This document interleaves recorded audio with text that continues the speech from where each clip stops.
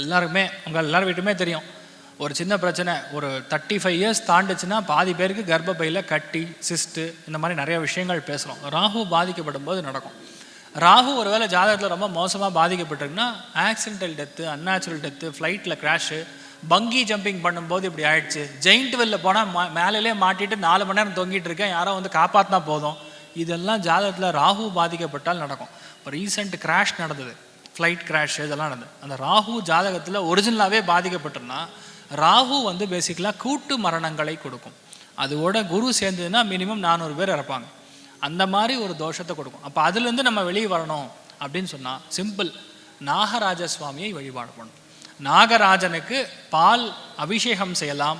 அல்லது நீங்கள் சிம்பிளாக எங்கள் பக்கத்தில் இருக்கல ஆலமரம், அரச மரத்துக்கு கீழே இருக்கக்கூடிய விநாயகர், பிள்ளையார், பக்கத்தில் ராகு கேத்துக்கள் இருக்கும், அவங்களுக்கு அபிஷேகம் பண்ணலாம். அதுக்கும் மேலே ஒரு விஷயம் தெரியுமா, அருகம்புல் மாலையை கொண்டு போய் போட்டு, இல்லை ஜவ்வாதுன்னு ஒரு விஷயம் இருக்குது, அதை கொண்டு போய் போட்டு அதை வந்து நீங்கள் கொண்டு வந்து வச்சுக்கிட்டாலும் அந்த வாசனை திரவியங்கள் ராகுவுக்கு அட்ராக்ஷன் கொடுக்கும்.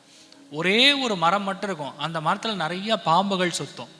நீங்கள் பார்த்தீங்கன்னா என்ன மரம் அது? சந்தன மரம்.